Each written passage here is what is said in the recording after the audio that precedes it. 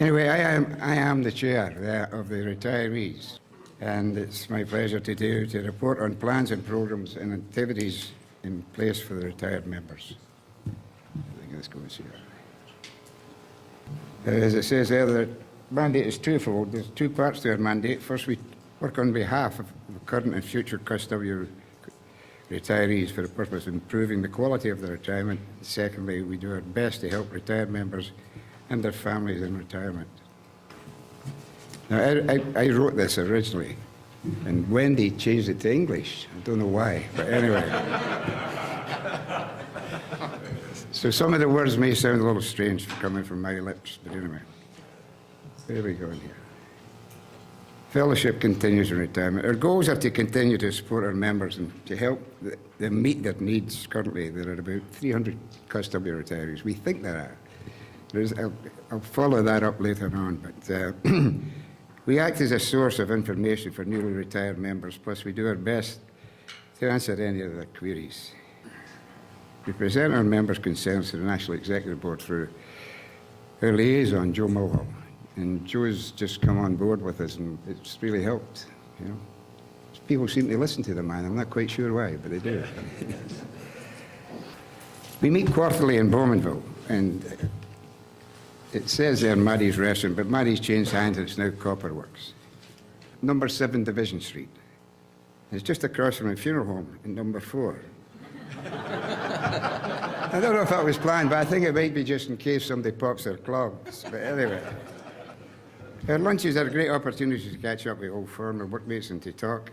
And the strangest thing is, when somebody walks in, you haven't seen them for 30 years. It's hard to recognise them, but anyway, it's good. So we talk about old times, and depending on the weather, what else people are going on. Usually about 20 people out each morning. Being a province-wide union, it takes, we try to get people, we'll say, in Thunder Bay, London, retirees to appear to try and get together as the retirees, but it just didn't happen for some reason. I'm not quite sure. Maybe with Joe on our side here, it might get there. So the past summer, we held our first retirees golf tournament in Bowmanville, which it drew people from this area, the Ottawa area. We drew people from Woodstock. It was a good day. Everybody enjoyed themselves. But it was one strange thing that we called it a golf tournament.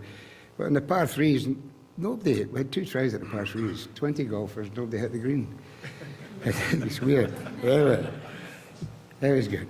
We had an excellent day. The prizes were excellent, thanks to Janet Stewart, Sonny Goldstein, Scott McCaslin, Melanie Pringles Restaurant. They generously donated some money. I should say Custody helped us out there too with some donations. Everybody got $25 gift certificate for the LCBO. And then the winners got an extra bottle of wine, and the runners-up got a set of Pro V golf balls, and then with some draws. The winners of the tournament was Fraser Strong, Jimmy McDermott, Jimmy Smiley, and Gord Smith. And then in the draw, Kenny Waldy, Jimmy Kendall, Bob Allure, and Sandy McCaslin won that.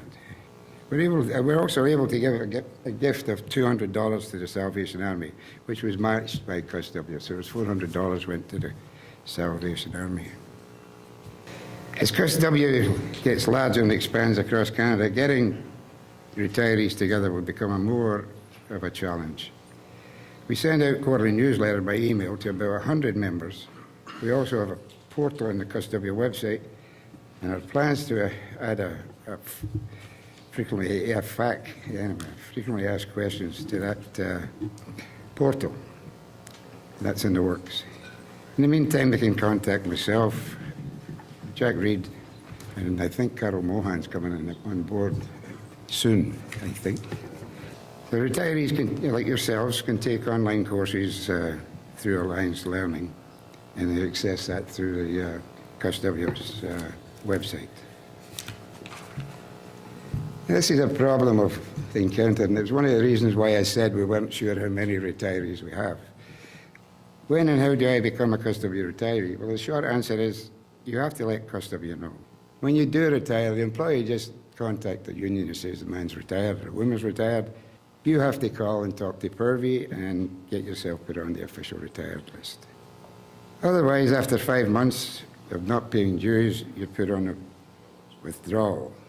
And once you're on withdrawal, you're no longer in good standing, so you don't receive correspondence from the union, you lose your right to certain things like voting on elections, and that is one of the problems. Whereas if you do call in and become officially retired, there is an option plan for retirees 65 and over for your benefits. And you can pick and choose, and as I say, it's like a menu style. So you can pick, drop your out of country, drop your dental, drop this, pick that up, go to enhance, whatever you want to do. One thing you can't drop is your life insurance. It has to stay there. It's very important. So this is the thing. If you don't call in and tell them you're officially retired, you lose some rights. This applies not just to retirees, but to everyone here. In the event of death of a member, the cost of the premiums to the RP, wherever we go, the retirement plan, the benefits, health and welfare, is taken up by the insurer for the first 2 years. After that 2 years, it then falls back to the survivor. Thanks, Lois. I picked that up, I'll have a shower with it.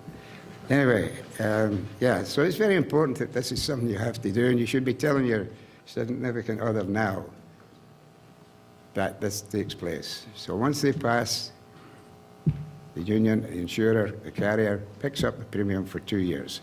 That happens if you have an accumulated fund that some people have. That's used up first, and then this kicks in. So it's very important that they understand that. But the other important part of that is, at the end of the 2 years, the union sends out a notice to them to tell them that they have to pick up the premiums themselves. And there's various ways they can pay it. As you know, if you're working, it comes off your wages, but as retirees, myself, it's a direct debit from my bank account. And that works well with every other banking facility except on the Dominion. And I'm not quite sure why. But if you have the TD account, you're going to have troubles. Retirement is a wonderful time to relax and do other things. Or to get all the things your wife wanted you to do when you were at work. Yeah. The wife's to-do list, yeah. So anyway, the other thing with retirees is they have to keep abreast of any changes to the policies that govern your benefits that you have worked so hard to earn. So that's us. Thank you very much, ladies and gentlemen.